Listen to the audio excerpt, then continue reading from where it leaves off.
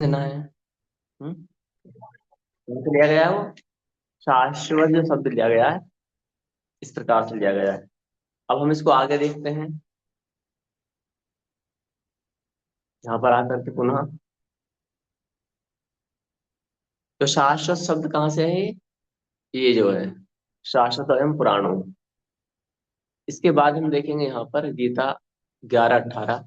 त्वम अक्षरम परम वेदितव्यम, त्वमस्य विश्वस्य परम निधानम, त्वम त्वमय त्वमव्ययः शाश्वत धर्म गोप्ता सनातस्त्वं पुरुषो मतो मय। तो यहाँ पर बता रहे हैं भगवान श्री कृष्ण भगवत गीता में शाश्वत शब्द कहाँ से आया है यहाँ पर। ये जो शाश्वत धर्म गोप्ता, हम्म, शाश्वत धर्म गोप्ता। अब आगे बोलेंगे, यहाँ पर देखते हैं अनादि धर्म के रक्षक हैं। क्या बता रहे हैं यहाँ पर? अनादि धर्म के रक्षक हैं। शाश्वत का अर्थ कर रखा है इन्होंने अनादि धर्म के रक्षक। हम्म। और पीछे जो श्लोक गया था उसमें है शाश्वत का अर्थ क्या है यहाँ पर? सनातन। यहाँ पर अनादि धर्म के रक्षक। और हम देखते हैं कि शाश्वत शब्द कहाँ से आया है। शिव सहस्त्र नाम स्त्रोत। हम्म। यहाँ पर यह भी सिद्ध हो जाता है कि भगवान शिव का एक नाम क्या है? शाश्वत। यदि कोई पूछे कि शाश्वत का अर्थ क्या हो सकता है, तो बोले आत्मा शाश्वत है। आत्मा क्या है? अवधेश साधु, शाश्वत। और भगवान अर्जुन कहते हैं कि शाश्वत धर्म के रक्षक आप ही हैं। दो चीज समझ में आ गई।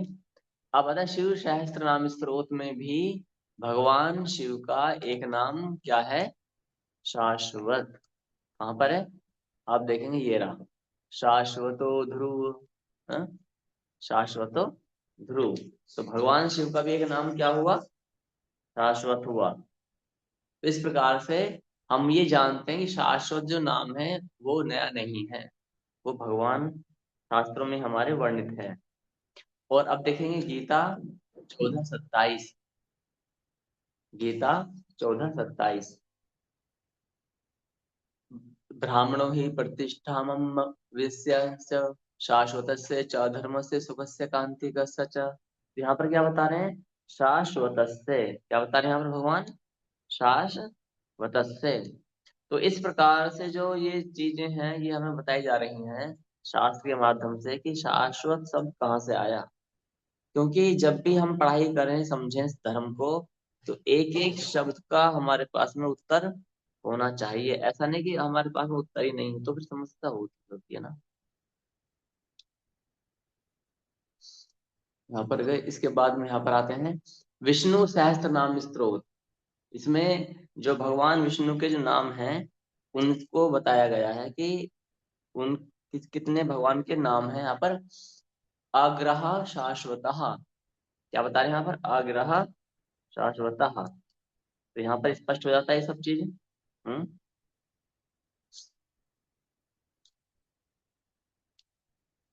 तो यहाँ पर शाश्वत नाम की मैंने उत्पत्ति बताई, ये शाश्वत नाम कहाँ से आया। आप समझ रहे होंगे कि शाश्वत नाम कहाँ से आया। उसका यहाँ पर सारा प्रमाण हमने दे दिया है। इसको हमें क्या करना है, क्योंकि जब हम कार्य करते हैं तो कोई ना कोई पूछ सकता है आपसे कि ये जो शाश्वत संस्था है ये क्या है, इसको इसका नामकरण कैसे किया, इस शाश्वत का अर्थ क्या है। तो हमारे पास में पहले से ही उनका उत्तर होना चाहिए। और एक शाश्वत का अर्थ क्या होता है उसको भी समझना है। शाश्वत का अर्थ होता है अनादि, जिसका ना आरंभ होता है ना अंत होता है। क्या होता है इसका? इसका ना आरंभ होता है ना अंत होता है, जो सदा से रहने वाला है, सदा रहेगा, जो अपरिवर्तनशील है। क्या है? जो अपरिवर्तनशील है। तो इसलिए हमें बहुत बारीकी से इसका ध्यान देना है। किसका? कि शाश्वत है। तो शाश्वत माँ भगवती जो आदि शक्ति भगवती हैं, माता जिन्हें हम राधा रानी, दुर्गा माता, लक्ष्मी माता, सरस्वती माता आदि कहते हैं, और उनका भी एक नाम शाश्वती है। शास्त्र में क्या आता है? शाश्वती। तो इसको भी हमें अपने ध्यान में रखना चाहिए। तो ये शाश्वत शब्द शास्त्रों से उद्भाषित है। नो, आगे देखते हैं ज्ञान यज्ञ शब्द कहाँ से आया। हम्म जैसे हम करते हैं तो हम बोलते हैं शाश्वत ज्ञान यज्ञ। यहाँ पर भगवत गीता के चौथे अध्याय के श्लोक 33 में बताया जा रहा है, क्या है? श्रेयान् द्रवे मया दग्याच ज्ञान यज्ञ परन्तप सर्वम कर्माखिलम पार्थ ज्ञाने परिसमाप्यते। तो यहाँ पर ज्ञान यज्ञ शब्द आया है, आप देख सकते हैं, ये रहा ज्ञान यज्ञ। तो ज्ञान यज्ञ का अर्थ बताया है इसमें, ज्ञान यज्ञ का ज्ञान यज्ञ ही बताया है। जैसे हम हवन करते हैं, लकड़ी आदि सामग्री लगा करके उसमें अग्नि जलाते हैं, तो उसे हम बोलते हैं यज्ञ। लेकिन ये ज्ञान रूपी यज्ञ है। ज्ञान रूपी यज्ञ का अर्थ होता है कि यहाँ पर किसी एक व्यक्ति को ज्ञान दिया जाता है और उसके द्वारा वो वह ज्ञान सहस्त्रों लाखों व्यक्तियों में फैल जाता है। तो ये ज्ञान यज्ञ हो गया। तो भगवान बता रहे हैं कि इस कलयुग में क्या है, हे परंतप अर्जुन, द्रव्यमय यज्ञ की अपेक्षा ज्ञान यज्ञ अत्यंत श्रेष्ठ है। कौन सा श्लोक है ये? चौथे अध्याय का 33वां। इस कलयुग में जो हम हवन आदि करते हैं वो श्रेष्ठ हैं, किंतु इतने श्रेष्ठ नहीं है जितना ज्ञान यज्ञ श्रेष्ठ है। ठीक है। तो जो मुख्य नित्य कर्म है उनमें जैसे विवाह आदि होता तो हवन करना ही है, लेकिन ज्ञान यज्ञ अत्यंत श्रेष्ठ। यह मनुष्य की मन बुद्धि को शुद्ध कर देता है, दिशा दशा बदल देता है, इसलिए परमेश्वरीय वचन सुनना बहुत आवश्यक है। तो ज्ञान यज्ञ शब्द यहाँ से आया। दूसरा हम देखते हैं कि ज्ञान यज्ञ शब्द कहाँ से आया। भगवत गीता अध्याय 18 श्लोक 70। अध्यक्षेते चाये इमं धर्म्यं संवादमाव्युः ज्ञान यज्ञेन तेन मिष्टास्यामिति में मति। यहाँ पर भी ज्ञान यज्ञ शब्द आया है। जो पुरुष इस धर्म में हम दोनों के संवाद रूप शास्त्र को संवाद को पढ़ेगा, उस ये गीता शास्त्र इन्होंने जोड़ा हुआ है, इसलिए इसको नहीं पढ़ते, संवाद को पढ़ेगा, उसके द्वारा भी मैं ज्ञान यज्ञ से पूजित होऊंगा, ऐसा मेरा मत है। तो ज्ञान यज्ञ हमें समझ में आया। अच्छा, अब ज्ञान यज्ञ, ज्ञान का अर्थ हमें करना है, हम ज्ञान का अर्थ क्या लगाएं। अब देख साधु, ये बहुत बड़ा एक प्रश्न आता है कि ज्ञान, what is the meaning of knowledge. तो ये जो ज्ञान क्या होता है, हम बोलते हैं ज्ञान होता है, जैसे हम गृहस्थी में आते हैं तो क्या बोलते हैं कि देखो अपने घर गृहस्थी को अच्छे चलाओ, वही ज्ञान है। ठीक है जी। कोई आर्मी में चला जाए, जैसे मैं जब मैं छोटा था तो मैं आर्मी की तैयारी कर रहा था, तो उस समय मुझे जो सिखाया गया है आसपास के व्यक्तियों ने कि देश की सेवा को समझना यही ज्ञान है। ठीक है जी। तो ज्ञान है क्या वास्तव में? सत्य ही ज्ञान है, कुछ बोलते हैं राम नाम ही ज्ञान है, कुछ बोलते हैं अपनी पढ़ाई लिखाई करो यही ज्ञान है। तो ज्ञान तो लोगों से पूछेंगे तो लोग, संसार जो है लोगों के अनुसार नहीं चलेगा, संसार तो परमपिता परमेश्वर के अनुसार चलेगा। तो ज्ञान की परिभाषा परम पिता परमेश्वर ने कहाँ बताई है? इस संसार में लगभग 800 करोड़ व्यक्ति हैं। अब यदि हम 800 करोड़ व्यक्तियों के माध्यम से ज्ञान का अर्थ पूछेंगे तो 800 करोड़ परिभाषाएं बन जाएंगी। हर एक व्यक्ति की अपनी एक परिभाषा अलग है, लेकिन आप और हम जान चुके हैं कि यह संसार परमपिता परमेश्वर के अनुसार चलेगा, ना कि साधु संत ऋषि मुनि भक्त और दार्शनिक या किसी मनुष्य के द्वारा नहीं चलेगा। परमपिता परमेश्वर, तो ज्ञान की परिभाषा कौन बताएगा? परमपिता परमेश्वर। तो यहाँ पर देखते हैं परमपिता परमेश्वर ने ज्ञान की परिभाषा क्या बताई है। भगवत गीता 13वें अध्याय का दूसरा श्लोक। क्षेत्रज्ञं चापि मां विद्धि सर्व क्षेत्रेषु भारत क्षेत्र क्षेत्र यज्ञोर्ज्ञानम यत् तच्च ज्ञानम मतम मम। हे अर्जुन, तू सब क्षेत्रों में क्षेत्रज्ञ अर्थात जीवात्मा भी मुझे ही जान। इस पर विस्तार से चर्चा करेंगे श्लोक पर कभी और क्षेत्रज्ञ अर्थात विकार सहित प्रकृति का और पुरुष का जो तत्व से जानना है वह ज्ञान है। इसका अर्थ समझें कि जो परमपिता परमेश्वर से संबंधित जो जानकारी लेना है वही ज्ञान है। वह क्या है? ज्ञान है, ऐसा मेरा मत है। अब 13वें अध्याय के श्लोक 11 में क्या बता रहे हैं परमपिता परमेश्वर श्री कृष्ण? अध्यात्म ज्ञान नित्य तत्वम तत्व ज्ञानार्थ दर्शनम एतच्च ज्ञानमिति प्रोक्तम ज्ञानम यद तो अन्यथा। अध्यात्म ज्ञान में नित्य स्थिति। हम्म अध्यात्म ज्ञान में नित्य स्थिति और तत्व ज्ञान के अर्थ रूप परमात्मा को ही देखना, यह सब ज्ञान है। और जो इससे विपरीत है वह अज्ञान है, ऐसा कहा जाता है, कहा है। इसका अर्थ क्या है? बड़ा स्पष्ट है, भगवान कृष्ण ने बता दिया। इस भौतिक जगत में यदि कोई व्यक्ति इंजीनियर बन रहा है, साइंटिस्ट बन रहा है, डॉक्टर बन रहा है, एडवोकेट बन रहा है, तो परमेश्वर के अनुसार वह सब क्या है? अज्ञान है। स्पष्ट कह दिया, इसमें कोई दो राय नहीं है, कोई संशय नहीं है।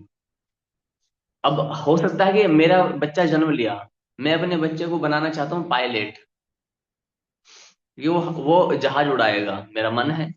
दूसरा बच्चा जन्म लिया, मैंने सोचा इसे मैं क्या बनाऊंगा? साइंटिस्ट बनाऊंगा, ये अंतरिक्ष में जाएगा, मेरे मन है।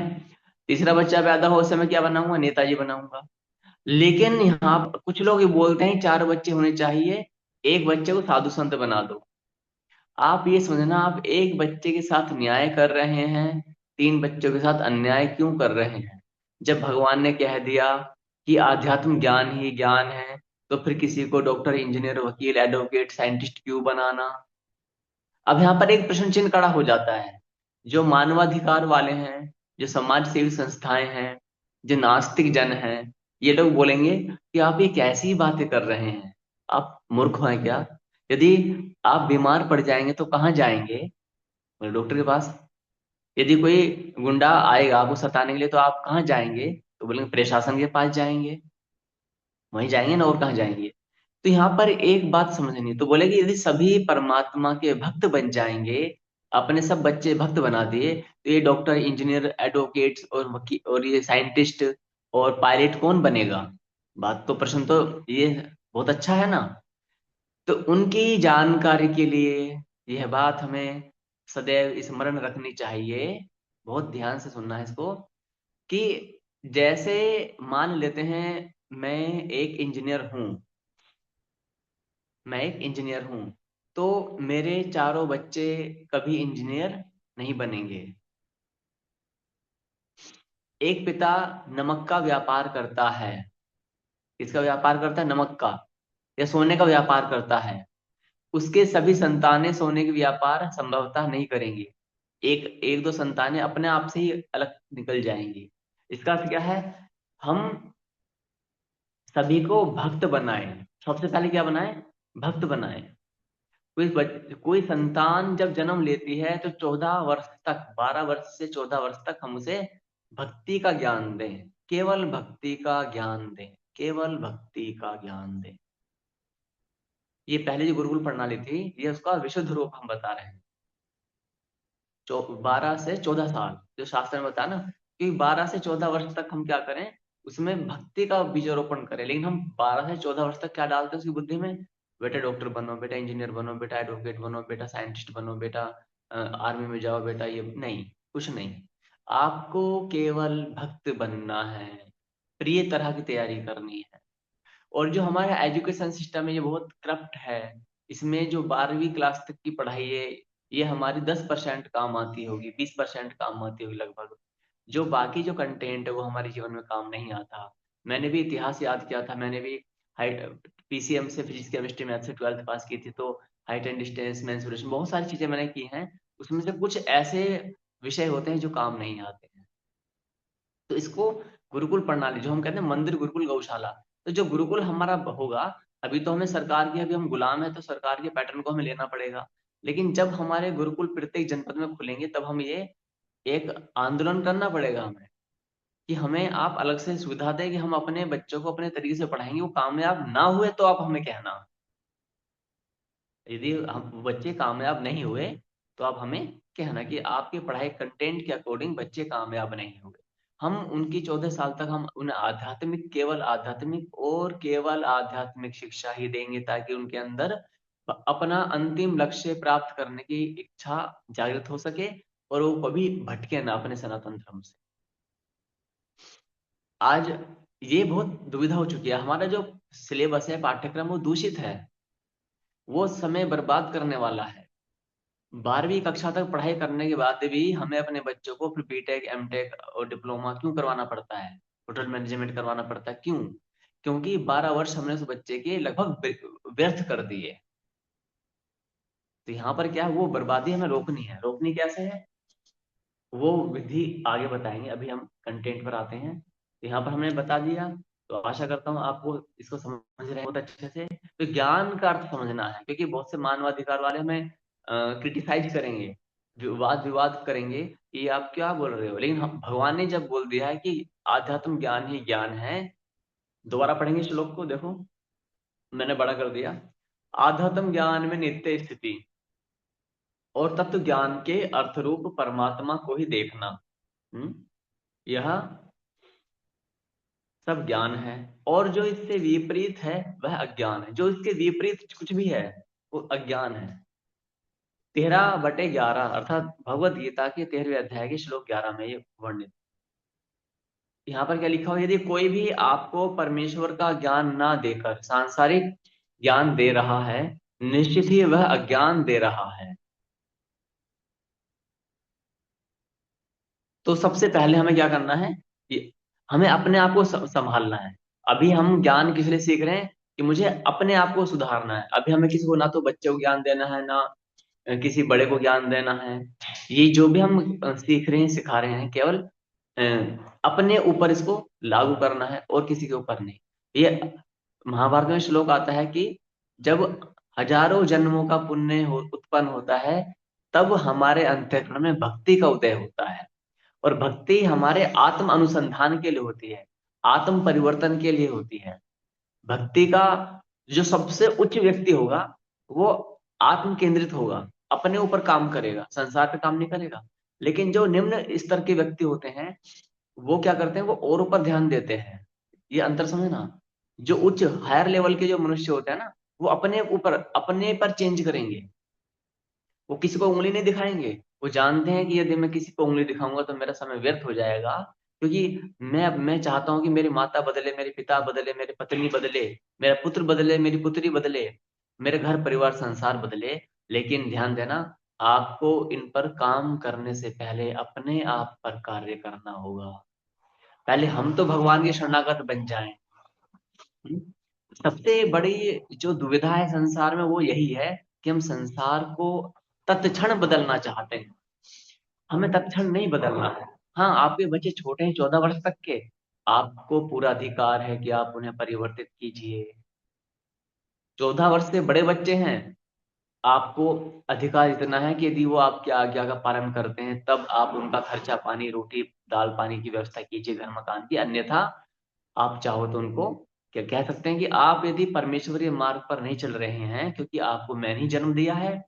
और ये मेरी एडवांस क्लास में आता है ना, तो इसको मैं अभी नहीं बताता हूँ, क्योंकि फिर माइंड है ना डिस्ट्रैक्ट हो जाएगा, कि वो है, वो और भी हायर लेवल का ज्ञान है। पहले हम बेसिक समझेंगे, हैं, तो बेसिक समझ जाएंगे तो एडवांस पर आ जाए।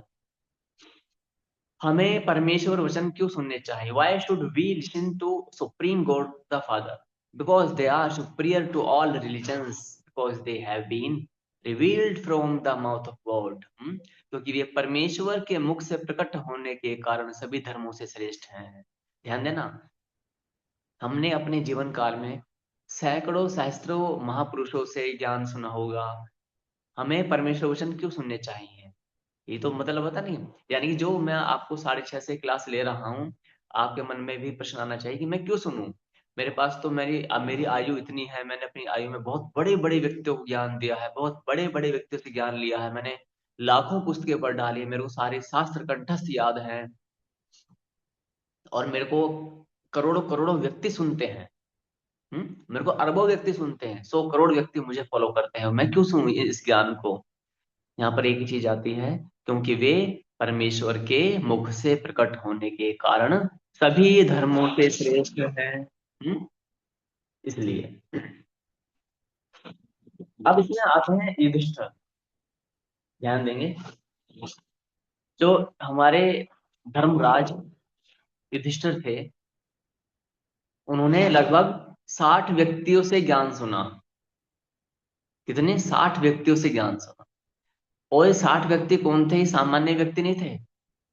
इसमें परमपिता परमेश्वर शिव भी हैं, परमपिता परमेश्वरी माता भगवती पार्वती जी भी हैं, और बड़े बड़े जो विद्वान हैं, ऋषि मुनिजन हैं, वो 60 व्यक्ति हैं, सामान्य व्यक्ति नहीं है।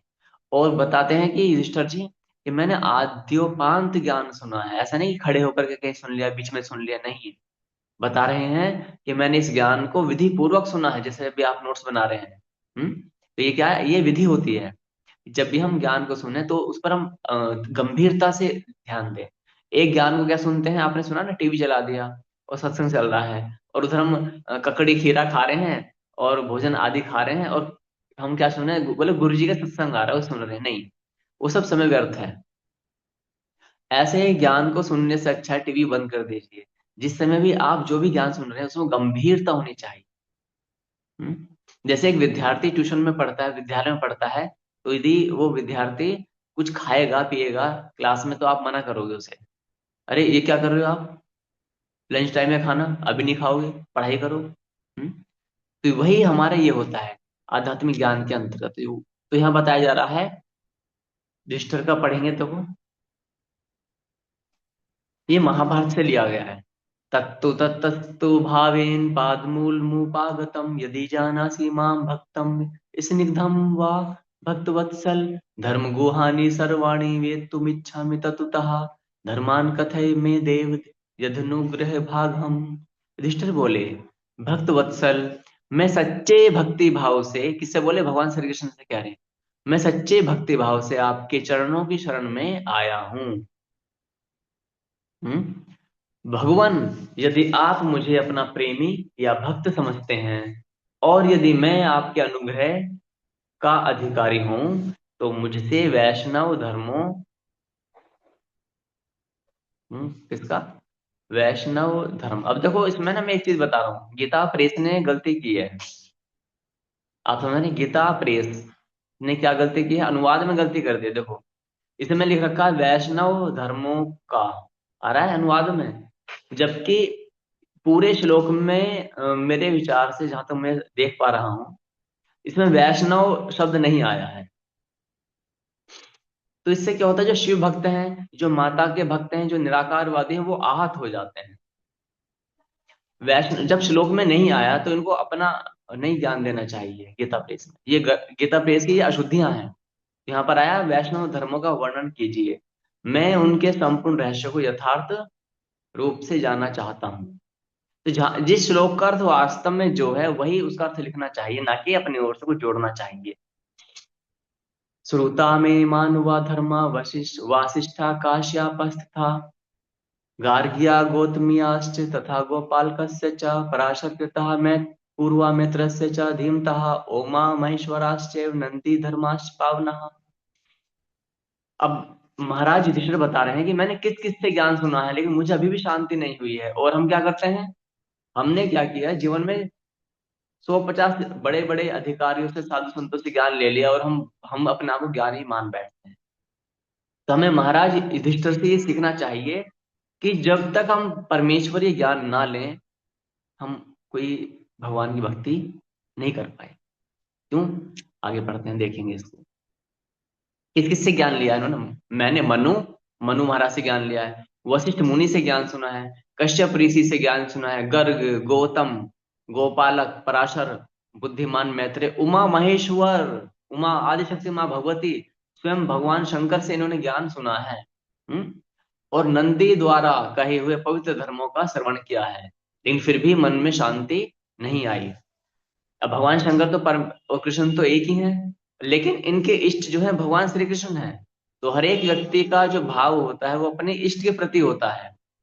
भगवान शंकर ने वही ज्ञान दिया जो कृष्ण ने दिया है, या कृष्ण भगवान देंगे, लेकिन ये अपने इष्ट के मुख से सुनना चाहते हैं। माने किसी को राम भगवान पसंद है, किसी को कृष्ण है, किसी को शिव पसंद है, तो हर एक व्यक्ति अपने इष्ट के लिए ही कार्य करेगा। ब्राह्मणा कथिता ये च कौमाराश्च श्रुता मया धूमायन कृता धर्मः काण्डुवैश्वनरः अपि भार्गवयाज्ञवल्क्याश्च मार्कण्डेय कृता अपि भारद्वाज कृता ये च बृहस्पति कृताश्च ये पुणेश्च पुणिबाहोश्च विश्वामित्र कृताश्च ये सुमन्तु जैमिनी कृतः शाकुनेयास्तथैव च पुलस्त्य पुल्होदगीतः पावक्यास्तथैव च अगस्त्य गीतामोद्गल्यः शाण्डिल्यः शल्भयान्यः बालखिल्याकृता ये च सप्तर्षिभिस्तथा आपस्तम कृता धर्मा शङ्ख्यस्य लिखितस्य च प्रजापत्यास्तथा याम्या महेन्द्राश्च श्रुता मया व्याघ्रव्यास्कियाश्च विभाण्डककृताश्च ये तथा जो ब्रह्मा कार्तिकेय। अब यदि हम एक गुरुकुल, एक मंदिर गुरुकुल और गौशाला का निर्माण करना चाहते हैं तो वहां का किस तरह से हमें बेस रखना है, आधार रखना, वो समझे हैं। हो सकता है कि हम धरती पर रहें ना रहें, हमारी आयु पूरी हो जाए, हम चले जाएं, लेकिन जो हमारे द्वारा मंदिर गुरुकुल गौशालाएं का निर्माण हो वो ऐसा होना चाहिए कि उस संपूर्ण विश्व उसको देखे। आप समझ रहे हैं मेरी बात? हम्म। जो हमारे द्वारा मंदिर गुरुकुल और गौशालाओं का निर्माण हो सकता है कि हमारी आयु कम पड़ जाए, हम ना रहें, लेकिन हम उनकी जो बीज हम उनकी रूपरेखा ऐसी बनाएं, हम उनका बीजारोपण ऐसा करें कि हम रहें ना रहें, लेकिन इस सनातन के व्यक्तियों को, संपूर्ण समाज को, वो मंदिर गुरुकुल गौशाला ऐसा हो कि व्यक्ति वहां लालायित हो, उत्सुक हो आने के लिए, पढ़ने के लिए, वो कतार में खड़ा रहे। ये हमारा भव्य भाव होना चाहिए। लेकिन ये कब होगा? जब हमारा लक्ष्य केंद्रित होगा परमेश्वर की ओर, और हम बारीकी से धर्मराज युधिष्ठिर के वचनों को पढ़ेंगे कि इतना सारा ज्ञान लेने के बाद भी असंतोष है। इतने सारे नाम पढ़ेंगे, देखो इन्होंने ब्रह्मा से भी ज्ञान लिया। ब्रह्मा कौन है जानते हो? इस ब्रह्मांड के रचयिता। तथा जो ब्रह्मा कार्तिकेय धूमायन कांड वैश्वानर भार्गव याज्ञवल्क्य और मार्कंडे के द्वारा भी कहे गए हैं, एवं जो भरद्वाज बृहस्पति के बनाए हुए हैं, तथा जो कुणी कुणी बाहु विश्वामित्र सुमंतु जैमिनी शकुनी पुलस्त्य पुलह अग्नि अगस्त्य मुद्गल शांडिल्य शलभ बाल खिल्य गण सप्तऋषि आप स्तंभ शंख लिखित प्रजापति यम महेंद्र व्याघ्र व्यास विभांडक के द्वारा कहे गए हैं, उनको भी मैंने सुना है। इतने महान महान व्यक्तियों से ज्ञान सुनने के बाद भी संतुष्ट नहीं हुई, कह रहे हैं प्रभु आप मुझे ज्ञान सुनाइए। मैं ये कहना चाहता हूँ, यदि आपको ब्रह्मा जी ज्ञान दे दें तो, यदि किसी धरती के मनुष्य को ब्रह्मा जी ज्ञान दे दें तो वो तो पागल हो जाएगा। वो तो बोलेगा मुझे ब्रह्मा जी ने ज्ञान दिया, मुझे ब्रह्मा जी ने ज्ञान दिया, बोलेगा ना।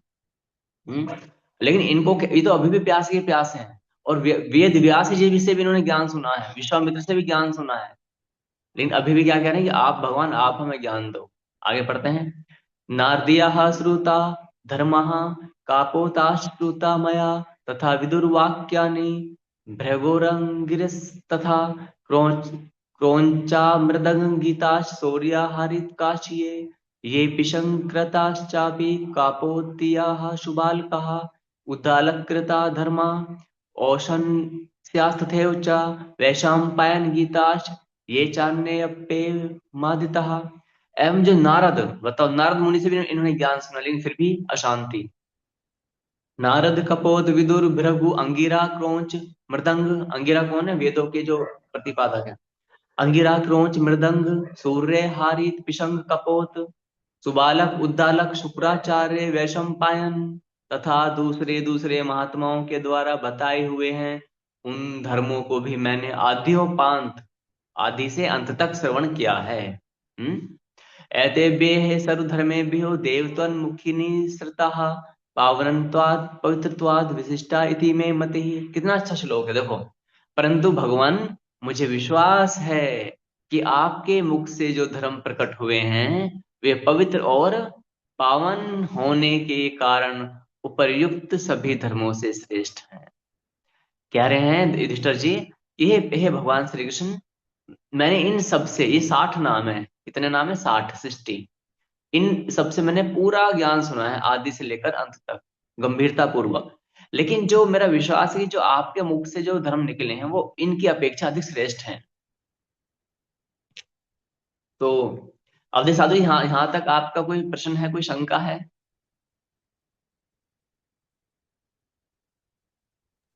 म्यूट। कोई हाँ वैसा हाँ। प्रश्न नहीं है मेरे पास। हाँ, समझ में आ रहा है ना? जी जी जी। जी हाँ, धन्यवाद। तो यहाँ पर युधिष्ठिर जी बता रहे हैं कि मैंने इन 60 व्यक्तियों से ज्ञान सुना, लेकिन मुझे लगता है, अच्छा भगवान शंकर से भी ज्ञान सुना, माँ पार्वती से भी, तो यहाँ पर एक प्रश्न आता है कि तो भगवान शंकर का ज्ञान इतना अच्छा नहीं था क्या, कि जो इनको संतुष्टि नहीं हुई? अच्छा था, ठीक है, लेकिन युधिष्ठिर के जो इष्ट भगवान है वो भगवान शिव नहीं है, कौन है? भगवान श्री कृष्ण है। जैसे आदि शक्ति भगवान शिव और कृष्ण तो एक ही है, कोई अंतर नहीं है। रूप और लीलाओं का अंतर है, रूप और लीलाओं का, किसी को शिव पसंद है, किसी को कृष्ण पसंद है। इसी इसी प्रकार से ये आगे आएगा, कैसे ये एक है ये आगे आएगा, ठीक है। लेकिन मान लेते हैं जिसको माँ भगवती पसंद है, ठीक है, तो वो कैसे कृष्ण की उपासना करेगा? नहीं करेगा ना, वो तो माँ ही माँ करेगा, माता है भगवती है आदिशक्ति, हे जगत जननी माँ अम्बा, आप ही मेरी हो, मैं आपका हूँ। तो अपने अपने इष्ट की बात है, किसी को शिव पसंद है तो जो शैव है वो वैष्णव कैसे बन जाए? वो शिव की उपासना करेगा। भगवान श्री कृष्ण कौन थे? शैव थे, वो शिव के भक्त थे, ठीक है। तो इसी प्रकार से हर एक व्यक्ति अपने इष्ट के मुख से सुनना चाहता है। हम्म अपने इष्ट के मुख से सुनना चाहता है, तो यहाँ पर वही प्रसंग लागू है। तो देखते हैं यहाँ पर क्या होता है, देखें।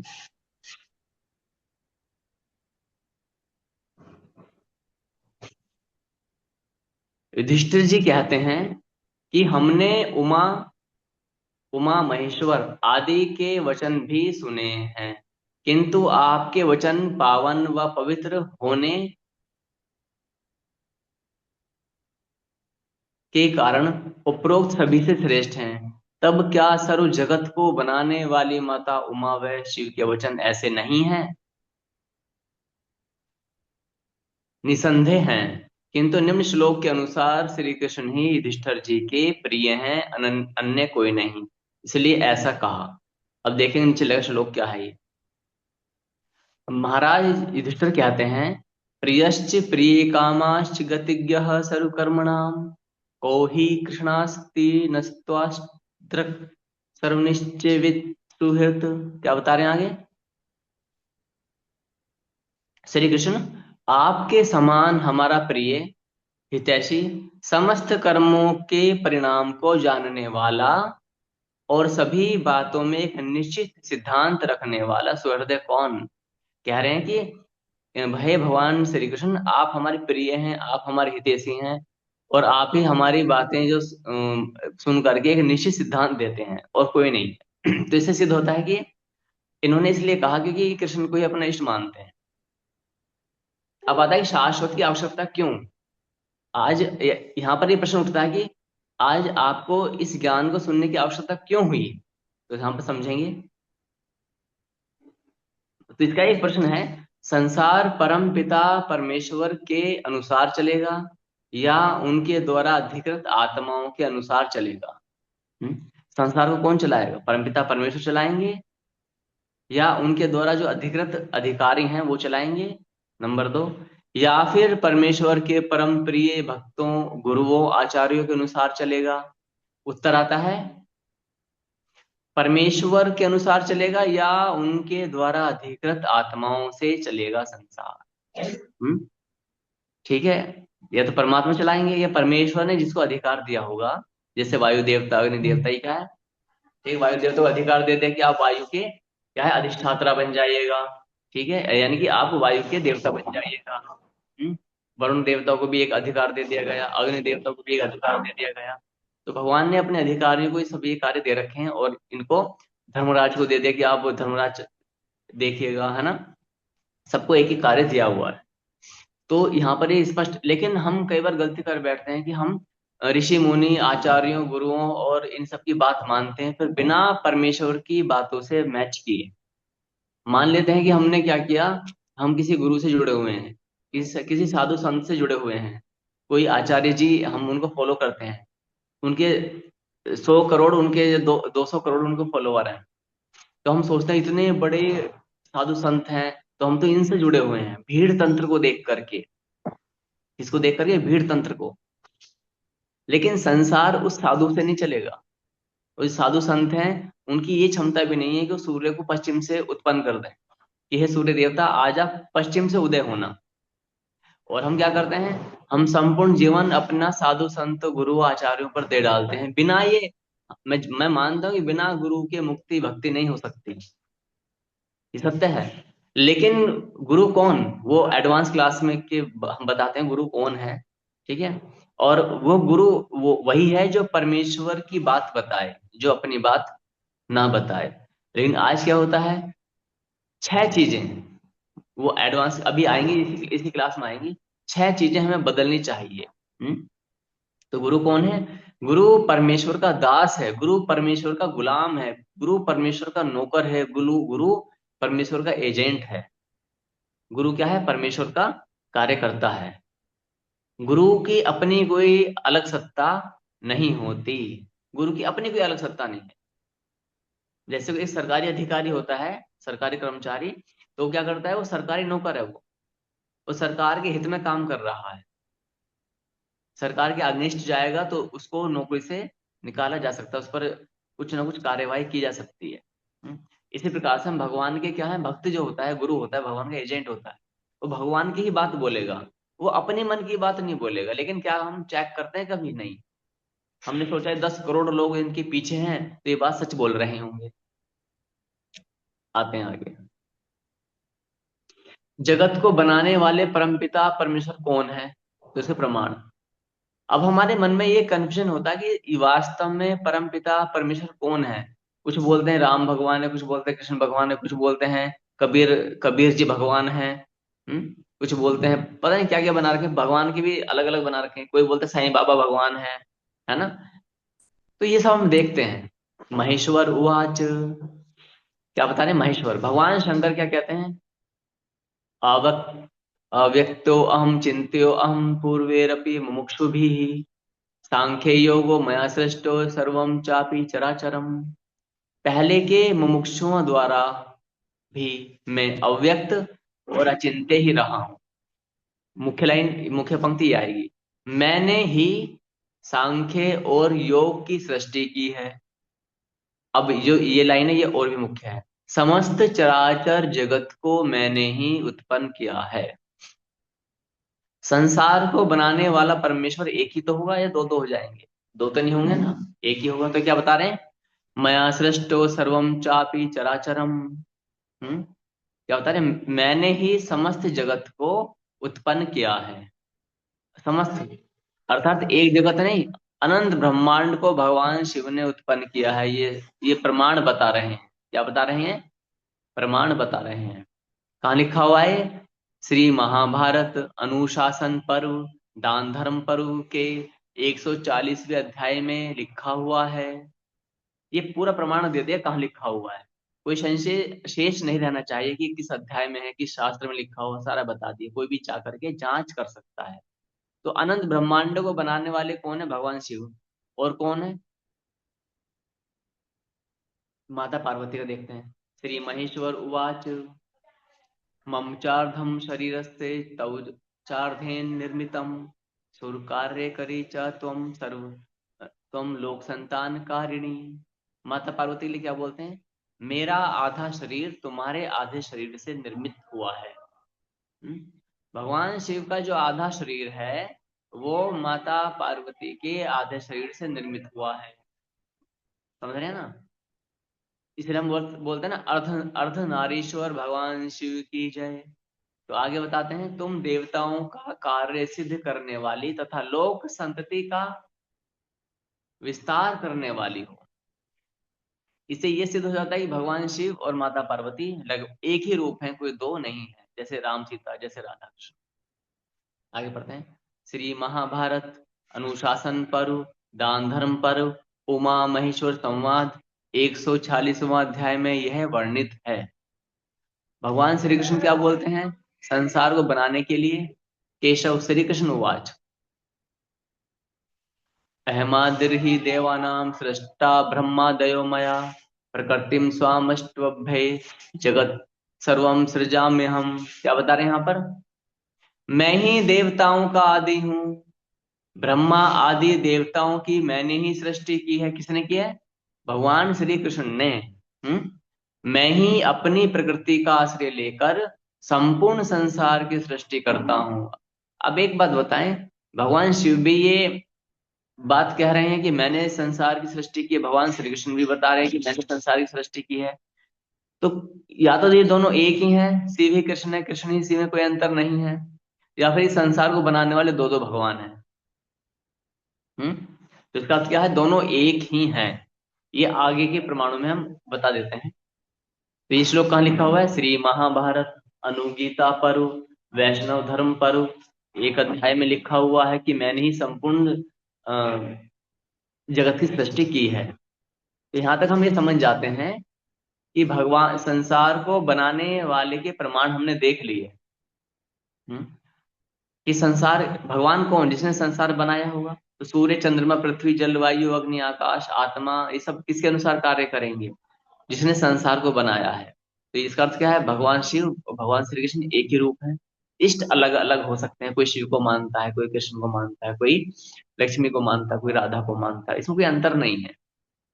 हाँ? और जो अंतर मानते हैं ना, आप उनको अभी जो इसी में ही एडवांस थोड़ी सी क्लास आएगी आगे, 5 सूत्र आते हैं कि कौन से शास्त्र प्रमाणिक हैं।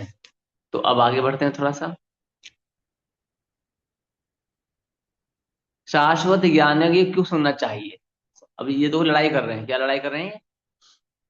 कि तुम्हारी पुस्तक शुद्ध है या मेरी पुस्तक शुद्ध है, इस साधु संत से लड़ रहे हैं। यहाँ पढ़ेंगे, इसको पढ़ते हैं। किंतु महाभारत काल के पश्चात जैसे ही महाभारत का युद्ध बीता, तो उसके बाद लगभग प्रत्येक जन समुदाय द्वारा किसी ना किसी पुण्यात्मा या भक्त को परम पिता परमेश्वर या उनका अवतार सिद्ध किया गया। जैसे ही महाभारत का युद्ध समाप्त हुआ, उसके बाद में जो अलग अलग स्थानीय समुदाय थे, उन समुदायों ने क्या किया, अपने यहाँ पर जो कोई पुण्यात्मा है या कोई जो भक्त है, उसको परमपिता परमेश्वर या उनका अवतार सिद्ध किया गया। जैसे जो अभी मेरे बुद्धि में आ रहे हैं, जैसे कि साईं बाबा, जैसे कि चैतन्य महाप्रभु, जैसे कि शंकराचार्य आदिशंकर, और भी बहुत सारे हैं कि जिन अपने अपने तरीके से उनको भगवान का अवतार। मीराबाई को भी बता दे कि वो राधा रानी का कोई अवतार थी, मीराबाई को भी अवतार। यहाँ पर कोई कोई यदि साधु संत उच्च कोटि का बन जाता है, तो उसको अवतार बना दिया जाता है, उसको भगवान का रूप बना दिया जाता है। तो और अपने अपने गुरुओं को भी लोग भगवान सिद्ध कर देते हैं। समस्या यही नहीं है। समस्या क्या है, यहाँ पर अपने अपने जो गुरु होते हैं उनको भी भगवान बना देते हैं। अभी जैसे ये प्रेमानंद महाराज हैं, तो इनको बोले कि ये राधा रानी, ये भगवान श्री कृष्ण, या नहीं, राधा रानी का साक्षात अवतार है। आसाराम बापू एक समय पर जब थे, तो उनके शिष्य भी बोला करते थे कि वो भी कौन है, भगवान का अवतार है। और ऐसे आदि शंकर आए थे, उनको भी भगवान का अवतार बताया गया। और एक है यहाँ पर नीम करोली बाबा, उनको हनुमान जी का अवतार बताया जाता है। धीरेन्द्र शास्त्री के बारे में भी बातें उड़ी थी कि ये हनुमान जी का अवतार है, धीरेन्द्र शास्त्री जी महाराज को। तो ये क्या चल रहा है, अब समझेंगे क्या बताया जा रहा है यहाँ पर। तो हर एक राज्य में नए नए भगवान है, हर एक जनपद में नए नए भगवान बनते जा रहे हैं। भगवान बनना बहुत सरल है, सबसे आसान काम है भगवान बनना, है ना। लेकिन जब शाश्वत के शिकंजे में कोई आता, तो भगवत्ता निकल जाती है आसानी से। तो देखें क्या बता रहे हैं कि, हाँ, किंतु महाभारत काल के पश्चात लगभग प्रत्येक जन समुदाय द्वारा किसी न किसी पुण्यात्मा या भक्त को परम पिता परमेश्वर या उनका अवतार सिद्ध किया गया है। या तो सिद्ध किया गया है, या उसने खुद ही अपना वो भगवान बना दिया है। तत्पश्चात इनके द्वारा काल्पनिक नए नए पंथों, संप्रदायों, परंपराओं, विधि विधानों को लिखकर अनुसरण करने को ही नहीं कहा गया। इसका अर्थ क्या है कि जो ये अवतारों को, इनको नए नए अवतार बनाया, किसी को परमपिता परमेश्वर बनाया, और फिर क्या किया, जैसे ये धन सतगुरु निरंकारी वाले, राधा स्वामी वाले, आपने सुना होगा, जय गुरुदेव वाले हैं संस्थाएं, ब्रह्म कुमारी हैं, सुना होगा ना आसपास में। तो इनमें क्या है, इनमें भी सब यही चला हुआ है, इस्कॉन में है चैतन्य महाप्रभु आदि। इन सबको क्या है, ये सब बना दिया गया। अवतार बनाने में बड़ा आसानी है, कोई प्रसिद्ध हो जाए उसको अवतार बना दो। तो तत्पश्चात तो इन्होंने क्या किया, जो जो ये अवतार बने, इन्होंने अपनी अपनी पुस्तकें लिख डाली, काल्पनिक नए नए पंथ बना डाले। अपनी पूजा पद्धति बनाई, पूजा करने की विधि विधान अपने बना दिए, सब सब चीज नहीं कर दी। और फिर इनको लिख कर क्या बताया, अनुसरण करने को ही नहीं कहा गया समाज से कि आप इन इस पुस्तक को फॉलो करो, ये हमारे गुरु जी की पुस्तक है। यहाँ तक कि तथाकथित आचार्य गुरु, जगत गुरु, सतगुरु, परम गुरु, रसिकाचार्य, महायोगी, पीठाधीश्वर, महामंडलेश्वर, संत आदि उपाधियों के आधार पर परम पिता परमेश्वर के वचनों को हटाकर इनके विचारों को कुतर्कों द्वारा अनुयायियों पर थोपा गया है। हम्म। जितने भी ये गुरु, सदगुरु, परम गुरु और ये रसिकाचार्य, महायोगी, महामंडलेश्वर जो हुए, इन्होंने परम पिता परमेश्वर के वचनों को तो हटा दिया, अपनी नई नई पुस्तकों को लिखा, अपनी संस्थाओं की पुस्तकों को, अपने पंथ की पुस्तक लिखी गुरुओं ने, इनके आचार्यों ने, जिनको अवतार बना दिया गया। और फिर क्या बोले कि आप इनको पढ़ करके अपना उद्धार कीजिए। इसलिए हम देखते हैं कि इस संसार में हिंदू, मुस्लिम, सिख, ईसाई और फिर इनमें भी कई कई विभाग हैं। हम सनातन की बात कर रहे हैं तो सनातन के भी अलग अलग विभाग, सब बढ़ते चले जाते हैं, सबकी अपनी अपनी पुस्तकें अलग अलग हैं। हम्म। अब कैसे कौन सी पुस्तक सच्ची है, कौन भगवान का अवतार है, कुछ नहीं पता। कल को अवधेश साधु भी झारखंड के में भगवान के अवतार बन सकते हैं। हम्म। अवधेश साधु जी, ये आपके लिए, this is the golden opportunity to you. तो देखो, हम्म। आपको भी हाँ बहुत अच्छा लगेगा ना। इस सच्ची बात क्या होगी कि अवधेश भगवान की जय हो। बोलेंगे भगवान शिव के अवतार थे अवधेश साधु। ठीक है, तो ऐसी बहुत सरल अपेक्षा है नहीं ये। है। हाँ, लेकिन ये जो आज संसार में चल रहा है, मान लेते हैं कि कुछ भी, यहाँ पर तो ये बड़ा सस्ता सौदा है, अवतार बनना और ये सब करना बहुत सस्ता है। लेकिन भगवान ने न जाने कहाँ से शाश्वत को उत्पन्न कर दिया, शाश्वत को प्रकट कर दिया।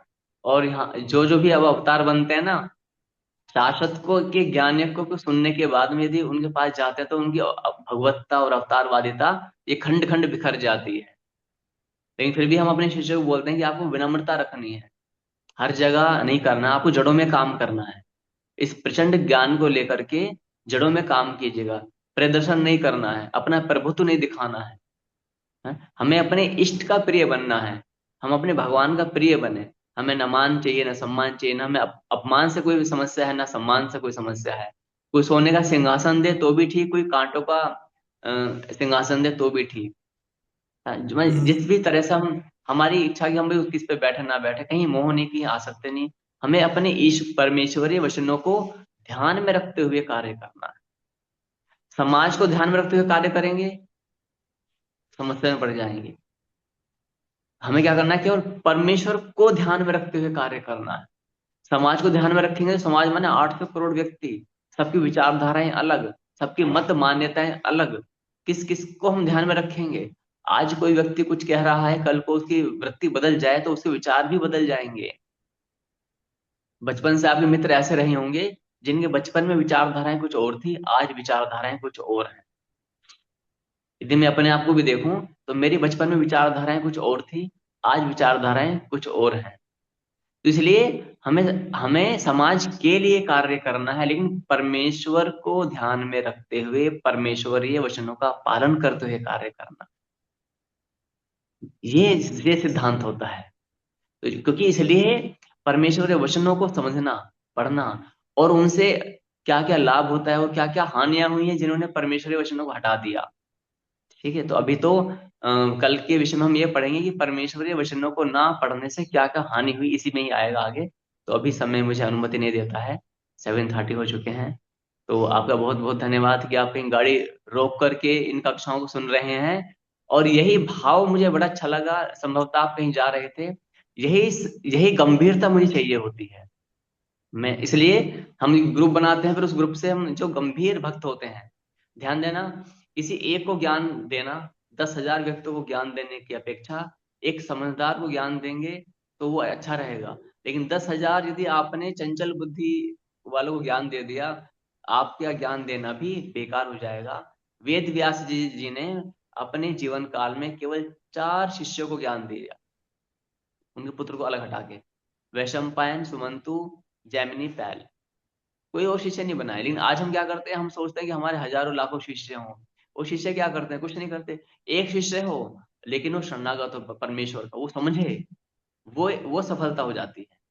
लेकिन लाखों शिष्य हैं उनका, उनसे क्या भीड़ इकट्ठी करने से कोई लाभ नहीं। तो मैं आपको नमन करूंगा आपकी इस गंभीरता को, परमेश्वर के प्रति समर्पण भाव को। बहुत बहुत अच्छा लगा। कोई प्रश्न हो तो आप मुझसे व्हाट्सएप पर पूछ सकते हैं, और यूट्यूब पर लिंक होता है उसमें भी आप मुझसे पूछ सकते हैं। इन वीडियोज को मैं यूट्यूब पर डालूंगा आज से, ठीक है, आपको मिल जाएगी लिंक। तो एक बार ओम बोलेंगे। अच्छा ठीक। कोई प्रश्न है आपको, कोई पूछना चाहते हैं, कोई शंका, नहीं, कोई वैसा तो नहीं सवाल? है। ठीक है, वैसा तो कोई एक बार ओम प्रश्न तो बोलेंगे नहीं। हैं। ओ